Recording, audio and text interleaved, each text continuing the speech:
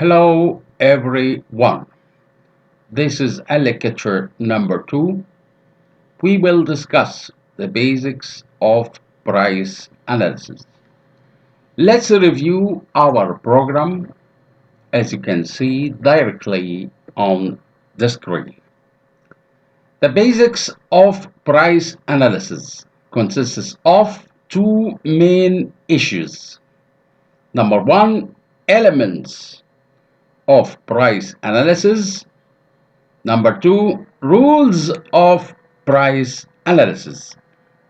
Element of price analysis is based on four elements: direct cost or dry cost. It is not a percentage, where a set of simple arithmetic or mathematic calculations are performed for the costs of supplies, workmanship, and equipment. In relation to the implementation rates and in addition to the transportation costs, toll station, and any other direct activity cost serving the item implementation. Indirect or administrative costs. They are all the indirect expenses that are spent to the project, or more precisely, it is the expenses that are spent to all who are in charge of the project, or it is the expenses that are not directly spent to the item implementation and are therefore called indirect, such as salaries of all site work staff, except for equipment or machine operators and their assistants, because their salaries are directly included to the equipment or machine rents, as well as the fuel and maintenance. Site caravans. A drink or washing water and sewage connection, computers and office tools, and also furniture costs.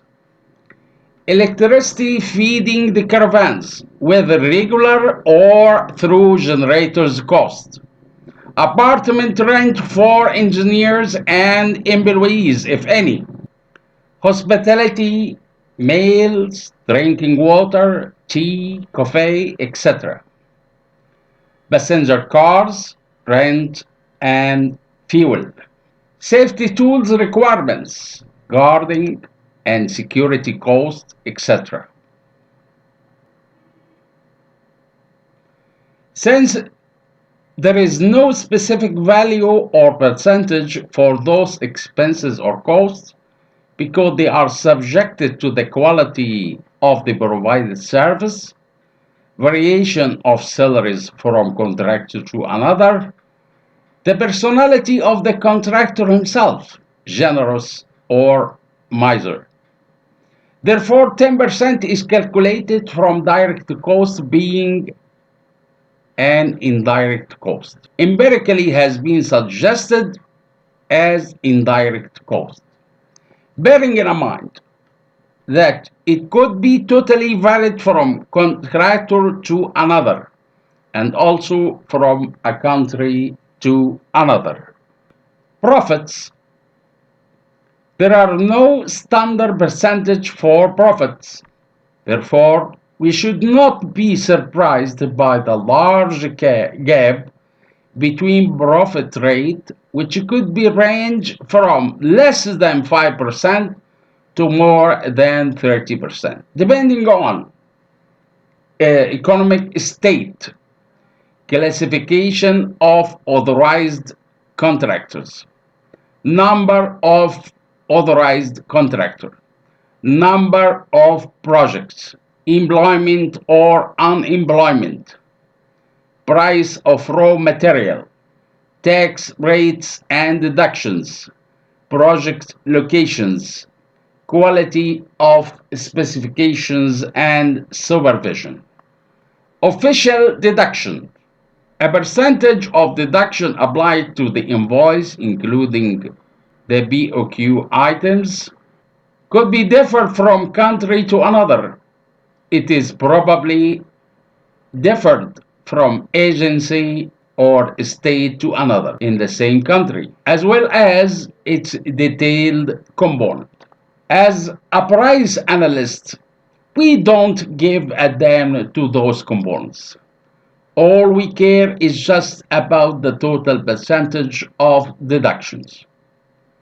In the end, we can calculate the final item price rate based upon those previous four elements. Rules of price analysis. All equipment or tools is being considered to be fully rented during the pricing stage, even if it is owned by the contractor's company. The same rate of the local market prices. The average prices of supplies is inquired about from more than one supplier or source, provided that the highest price or prevailing price in the local market is taken into account.